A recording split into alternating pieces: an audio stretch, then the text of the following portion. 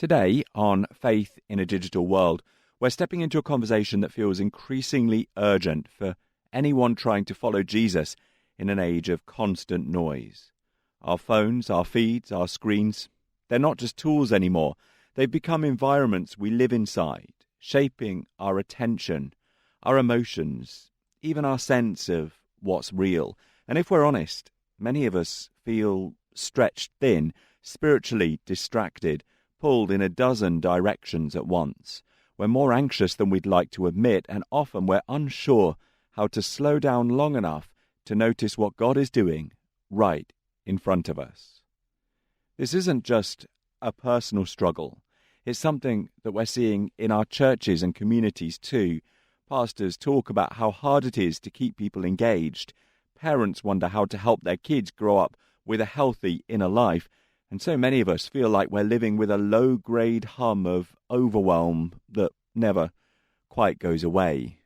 It raises a real question. What does faithfulness look like when the world in our pocket is constantly discipling us towards distraction, outrage, and comparison? My guest today, Sara Billups, has spent years exploring that tension. She's the author of Nervous Systems, a book that digs into why so many of us feel overwhelmed, not just emotionally, but culturally and spiritually, and how ancient Christian practices can help us become grounded, attentive people again. Sara writes with this beautiful mix of honesty and hope.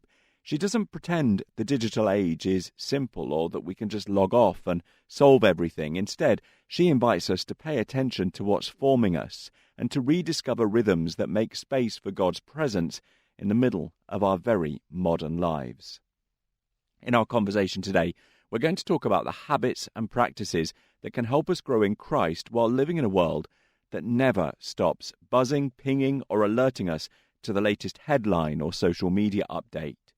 We'll explore whether digital technology is quietly discipling us more than our faith communities are, and what it might mean for us to push back, not with fear, but with wisdom and intention.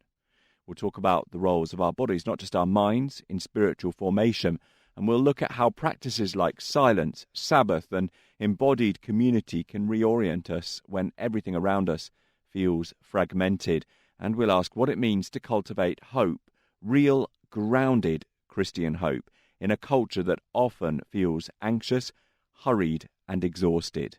So whether you're someone who feels constantly tethered to your phone, or you're simply longing for a deeper, more rooted way of being in the world, this episode is for you. And my hope is that this conversation gives you permission to slow down, to breathe, and to imagine a different way of living, one where your attention, your relationships, and your spiritual life are shaped more by the way of Jesus than by the endless scroll. Sara Billups, thank you for agreeing to join us on the program today. Thanks for having me, James. It's such a pleasure to be here. Let's start by talking about your book. Why was it a book you wanted to write? Yeah, as a person that I always joke I was probably worried over in my crib before I could even speak. I grew up with a family and kind of a genetic predisposition to worry and to anxiety. And then as a kid growing up in the church in Indiana in the United States, I would always hear things like Jesus saying, "Don't worry like the lilies, don't worry like the birds of the air." But I felt this sense of worry. And so there was a tension between being told we shouldn't worry, but not being able to stop feeling like that. And so it's been a story throughout my life. And I think that even if we're not born with more of an anxious disposition, certainly all of us in the world right now, either in the church or in culture, can sense worry in the system. And so I just became interested in this idea of how our personal worry about our bodies, or as caregivers or as parents, also can kind of map onto worry that's sort of broader and bigger that we're all underneath and experiencing. And I'm presuming you would say that, let's for the sake of argument call it the digital revolution. I'm presuming you would say that has increased levels of anxiety, not only in the church, but also throughout society. Absolutely. Yeah, I think it's interesting. I think a lot of Christians sometimes try to incorporate Sabbath into our weeks. I know that's a practice that if I'm having a good week, I try to do on a Friday or Saturday. But the idea of digital Sabbath now is certainly interesting because I think that then if I'm starting a day of rest and starting away from my screen, there's almost like a physical, there's an hour or so where I'm physically kind of grabbing for my phone, I'm thinking about it. There's almost like this kind of first round of digital kind of detox before I can get into kind of deeper Sabbath rhythms, which I think is indicative of how broad and wide the problem really is. I'm glad that you've brought up the idea of digital Sabbath. Let's put a bookmark in that one. I might well come back to it later on because Yeah, I think it's an important topic that we can try and talk about. But yeah, as we start this conversation, let's try to diagnose and understand the problem because I mentioned it in my introduction. It was a bit of a throwaway phrase, but I suspect we're probably on the same page with this. I wonder if digital technology is discipling us more than the church is. How do you feel yeah. about that statement? I think that is absolutely true. And I think that is because there is a deeper problem about our own formation. I think that, as a kid growing up in the 80s and 90s, it's reasonable to argue that I was formed by going to the mall on Saturday or watching sitcoms on Friday. I was very much, as an American, very much a part of American culture. And then I'd go to church on Sunday, and that was for an hour. And so I think that that easily kind of maps digitally now, where I think that we're being formed by digital culture because we are seeing ourselves aspirationally reflect it. We are being sold messages that wellness culture, which is insidious within digital culture and spaces, can, with one more click or one more, as a middle-aged woman, one more serum or one more parenting kind of practice can get me closer to the life that I want. And so there is this constant visualization of the life that we want digitally, which is always top of mind, and we're literally seeing it with our eyes. And so it is so much harder then to be in touch with our spirit and the way of Jesus and the Holy Spirit in us when there's a constant, actual, visual, almost physical message telling us otherwise. You also talk in your book about, I think you described them as external stressors, which are things like global conflicts, political division, and church Yeah, scandals. I wonder as well how you think the yeah. constant exposure to some of those issues can just increase our spiritual anxiety. Yeah, it's interesting. I think that having everything come to the light, I think that when let's say a church abuse scandal comes to light, I think that is the way that God works in the church to renew the church, to bring repentance, to offer a way forward. But those things take a toll on what our experience is individually, or how that is to live in the world and in the church. And so it's deeply exhausting and demoralizing and discouraging. So I sort of hold both of those tensions, but I think that the pace at which we are hearing this news and the accessibility of it, and then, of course, how social media is magnifying and amplifying the loudest voices is incredibly difficult, especially if we're trying to stay grounded and present and to be able to do the work of justice and service after we're sort of spending time in ourselves. It's all around complicated and messy. How do you think we can work out when the technology that we have around us is helping our walk with God or whether it's hindering our walk with God? Yeah. Gosh, that's such a good question. I mean, so every morning for maybe 10 years, I've woken up and I do the Praise You Go app, which is just a, 10 to 15-minute prayer that I think people all around the world do. And so I just this morning before we met had enough time, even though it's early here, to do that. And that is a wonderful sort of centering, grounding time for me. And so I think about that as being a healthy practice that I can look back over the years and see how it's helped to grow my faith and ground and center me and actually take down my anxiety about the day. And in my body, I can feel a sense of groundedness. It's clear when something digital is supporting me like that versus when it's swirling up kind of anger, anxiety, or just sort of judgment about other people, anger about a political thing. What it is, there's such a clear line. I think we can feel that in our bodies and in our spirits. I think there's an inner discernment that we have. Um, and I don't know. I also think that digital fasts are interesting because maybe for a couple of weeks, if I take Instagram off my phone, or if I say I'm going to look at this news site once a day, I can be faithful to that. But really, I think there's just this inner work that we need to do to kind of get ourselves grounded and ready to kind of have almost an inoculation from the sort of speed with which we're dysregulated by digital technologies. I'm pleased that we've got to this point, and actually, I think right now we've arrived at the crux of this whole series, because one of the things we're passionate about here at TWR is spiritual growth. And I am absolutely convinced that for all of the good the digital world brings us, and it does bring us a lot of good, I think for many of us it has hampered our growth. And for a while I've been thinking of going back to the spiritual disciplines. One of my favorite Christian books is The Celebration of Discipline by Richard Foster, and he comes up with Me some too, excellent yeah. disciplines, and I'd love to get us back to some of those. But I want to talk to you about some doable practices that you've got in your book that help us to meet God with all of this. So let me just list the ones that we've picked out here, and then we'll visit each one briefly. So embodied prayer, holy indifference, Sabbath from screens, attention retraining, and community rhythms. They're the ones that we're going to talk about over the next few minutes. Let's start with embodied prayer. What do you mean by that? How can we pray with our bodies, not just our minds? Yeah. Well, one great example is breath prayer, which I think has become quite common in a lot of churches right now. But really, the idea of being aware, first of all, being aware of God's love is such a centering beginning to that kind of prayer. So just looking around, sometimes I light a candle. This morning I lit a candle. I sat for a minute, I took a breath in and out, and I just waited until I could sense God's love or presence.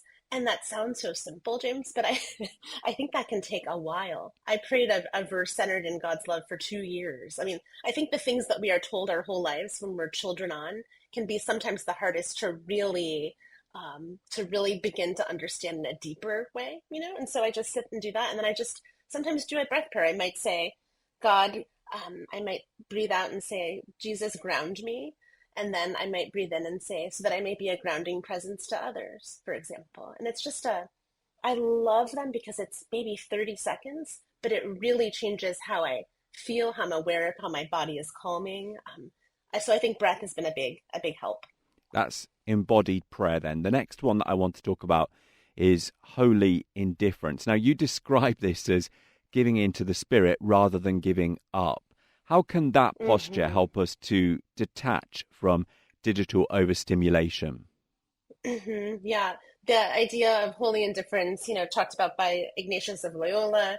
It's a part of the spiritual exercises, this retreat that I did for 9 months, kind of a modified retreat. If we have the time and are able to, we would go away for a whole month to kind of do this whole Ignatian exercise. But a big thing that he talks about is this idea of holy indifference. And you can also use the word detachment. So by indifference, I don't mean not caring. I mean very much opening our hands and saying to God, any binary, a long life or a short life, fame or disgrace. Ignatius talks about health or illness. Like whatever outcome we want, can we present that to Jesus and say, what I want more is your way. What I want more is your will in the world, in my own life, in my family.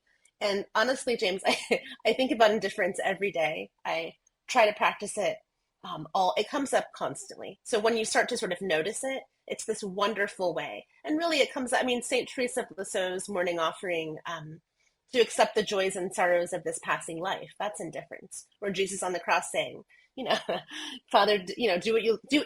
And whenever we see Jesus saying, Father, do what you want to do your will, that's indifference. And so that's been, I think of anything, the most substantial and like beautiful part of some of the formation practices that I've been able to talk about a little bit in the book.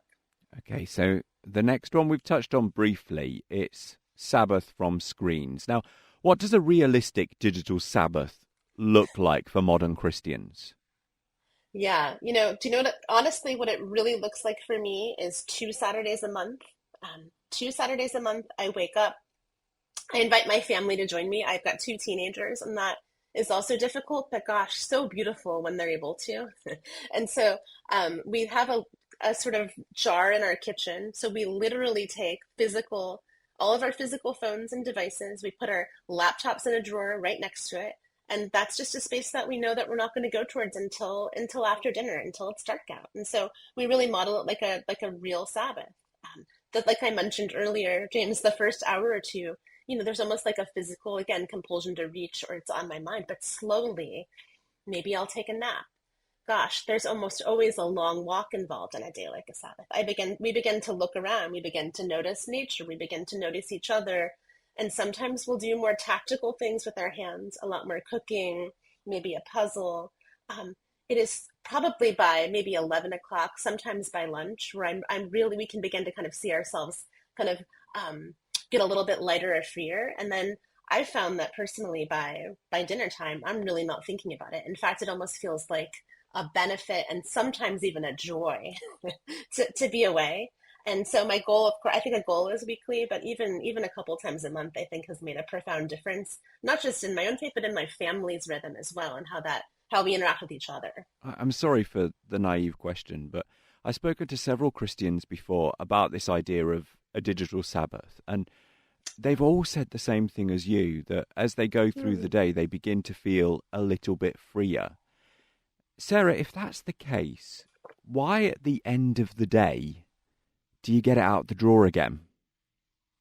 I know. It's a good question. Why wouldn't it be? I think that Sabbath's typically muddled till sundown. So I think that's sort of the cadence a lot of us practically have in our minds. But gosh, there is around 5 or 6 o'clock this feeling like, oh, was there some kind of like world event? Did I miss some kind of big thing? Do I need to know information that could be important? But the truth is we almost never do. So I like that. I take that as a challenge to wait until Sunday morning or Sunday afternoon. That's going to be on my mind. I chuckled to hear you saying that because I've currently, at the time of recording this, got a 4-month-old baby. And one of the habits that I'm trying to get into is when I get home, I take my phone upstairs and put it on charge because I don't really want my baby to have some of his first memories of me just staring at my phone. But anyway, at the end of the day, when he's asleep, I go upstairs expecting that I'll have lots of text messages from my friends.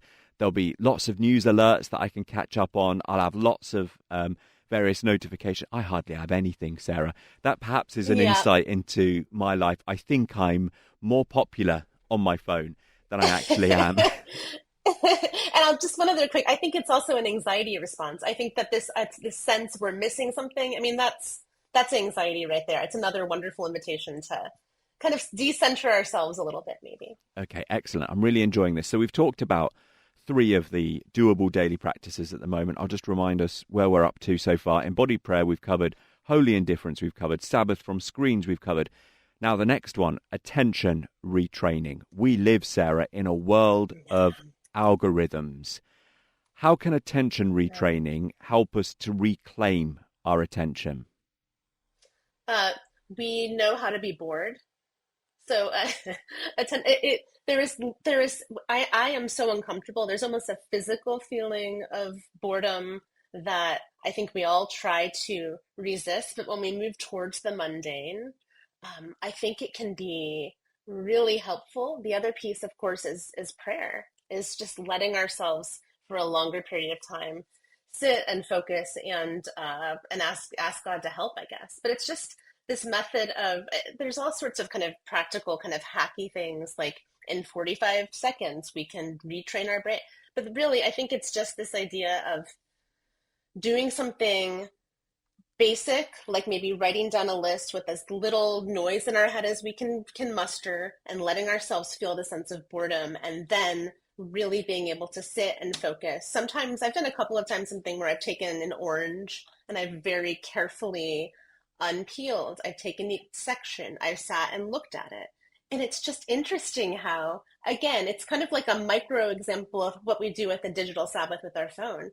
Within maybe a minute, I can sense my body being able to calm down and focusing and noticing. And that is almost this practice of abundance, because then we see the beauty and intricacy of all of God's world.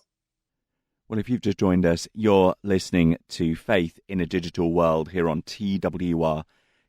Today, we've been talking about the ways our digital world shapes us, how our devices target our attention, how the constant stream of information can leave us feeling scattered, anxious or numb, and how easy it is for us to drift through our days without ever really being present to God or to the people right in front of us.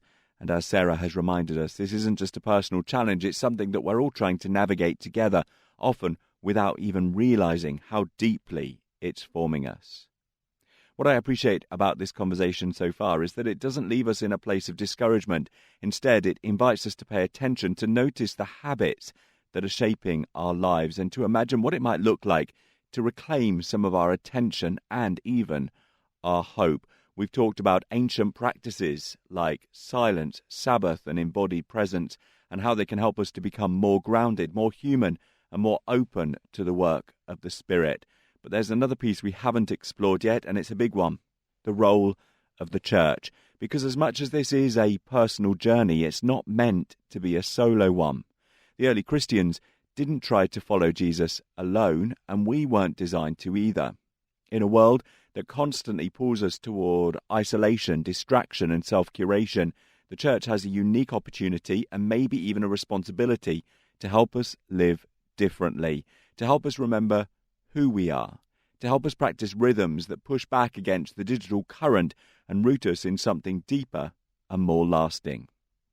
So, we're going to talk about what that could look like, how our faith communities can become places of formation rather than fragmentation, how the church can help us navigate away from the digital world's constant demands and towards a life shaped by presence, connection, and the way of Jesus. Just quickly before we do that, let me remind you that you can listen to this episode and find out about other episodes in this series when you go to twr.org.uk/on-demand. The final practice that we've selected to talk about is community rhythms. So how do you think churches can cultivate practices that resist digital anxiety? Yeah. I mean, this is the piece that I was thinking about the whole way through, and it seems like it's really the capstone of where we're going. I think that, in the pandemic, obviously a lot of churches had digital options, and for some people, because of physical limitations or otherwise, it's not practical or safe to be in a large group of people, various health conditions. But if we're able, gosh, the rest that can come by being with other people on Sunday, especially if they're people we don't get to choose. This isn't necessarily a brunch. I'm not reading the New York Times in bed and then maybe checking my Instagram. I'm choosing to go with people towards Jesus together, and helping us to carry each other is just such a beautiful part of the week and of a sort of weekly practice and rhythm. And so something that we did, I've gone to a small Anglican church for about 20 years.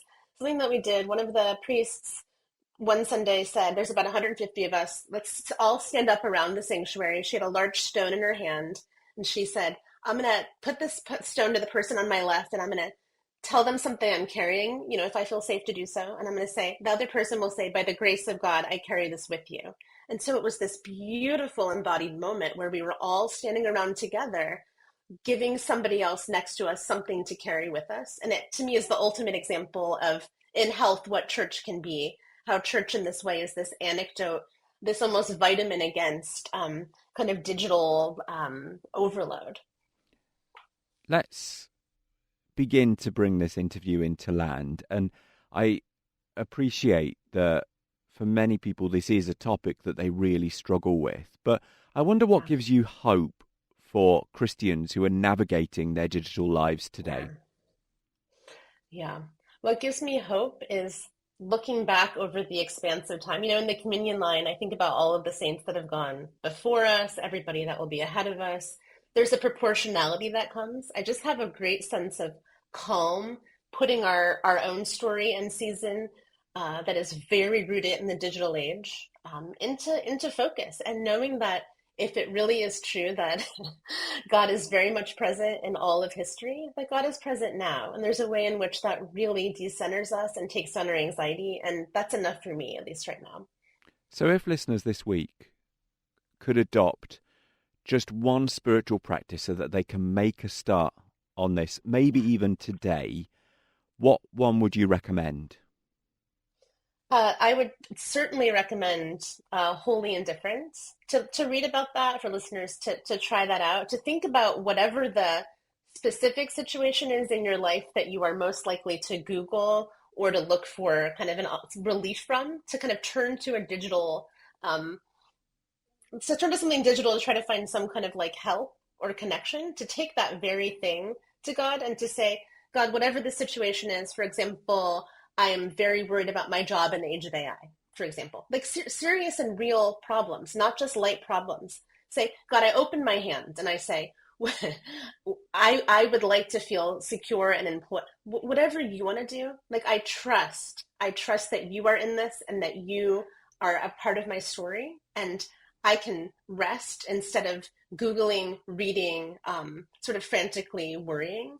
Um, that is hard to do. And that's the kind of question somebody would bring every day, maybe multiple times a day. But slowly, there's this sense that we can manage and tolerate uncertainty and anxiety because we are even more aware of God's love and God's nearness. So that's a very practical thing that I would definitely, that I'll probably be doing, about something else this afternoon. That's such a useful one. Thank you for sharing that. I'd like also to recommend, if this is an interview that our listeners have enjoyed, that people consider getting hold of your book, which is called Nervous Systems. So I'd really recommend your book if people want to explore this in more detail. Let's just think about what it would look like for the church to flourish in a world that is full of people with digital anxiety. Do you think it would be a witness if we could actually start to get to grips with some of this stuff and model a better way of doing all of this? Yeah, I think that the church has absorbed a lot of anxiety and modeled that digitally and from a lot of other issues instead of modeling a sense of peace.